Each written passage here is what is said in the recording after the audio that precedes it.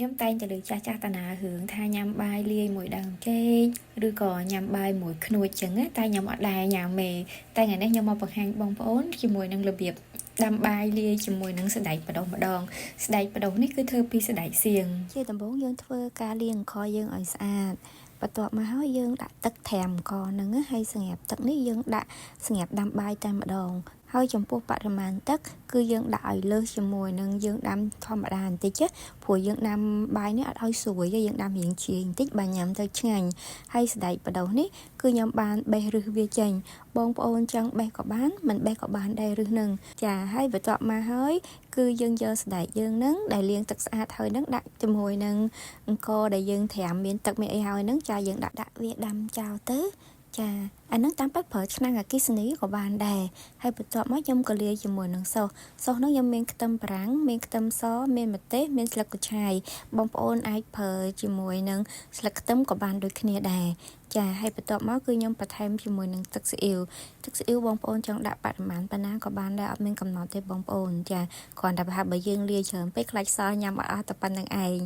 ហើយបន្ទាប់ពីបាយយើងពុះហើយយើងមកបើកមើលគឺយើងជ្រោយចាយើងជ្រោយវាមកយើងមើលគ្រាប់អង្គថាវារីកប៉ុណ្ណាឆ្អិនប៉ុណ្ណាអញ្ចឹងណាបងប្អូនហើយវានៅសល់មានទឹកចាអញ្ចឹងយើងក៏ដាក់វាមួយងាន់តិចទៅ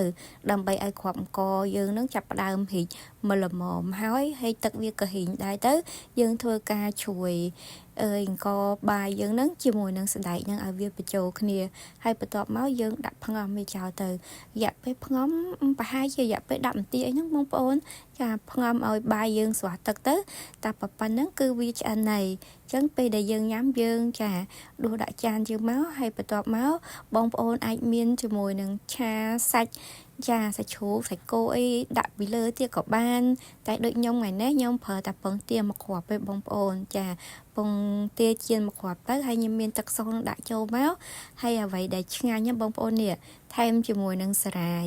ដាក់អាសារាយម៉ត់ប្រការ៉េនឹងមកបងប្អូនឆ្ងាញ់កាន់តែមានជាតិហើយរួយជាមួយនឹងល្ងចាល្ងលីងហើយបើសិនជាថែមជាមួយនឹងប្រេងល្ងអីទៀតក៏បានដែរហ្នឹងតាមការចូលចិត្តទេតែប៉ុណ្្នឹងគឺរួចរាល់ហើយអាហ្នឹងពេលដែលយើងញ៉ាំយើងអាចមានជ្រក់អីញ៉ាំមួយអញ្ចឹងណាបងប្អូនបើអត់ក៏បានព្រោះយើងមានអាទឹកស្អ៊ីវហ្នឹងរៀងប្រៃហើយបើពេលញ៉ាំគឺឆ្ងាញ់គឺយើងត្រូវច្របល់បាយនឹងបញ្ចូលគ្នាអស់អញ្ចឹងណាចាយើងច្របល់គ្នាបែបហ្នឹងបានវាឆ្ងាញ់ហើយការយើងញ៉ាំសណ្តែកបែបហ្នឹងគឺល្អបងប្អូនគឺវាជួយកាត់បន្ថយការឡើងគីឡូព្រោះយើងញ៉ាំបាយតិចទេព្រោះយើងមានសណ្តែកលាយហើយសណ្តែកហ្នឹងវាជាប្រូតេអ៊ីនចាវាជាប្រូតេអ៊ីនណាព្រោះសណ្តែកសៀងវាមានជាប្រូតេអ៊ីននៅក្នុងហ្នឹង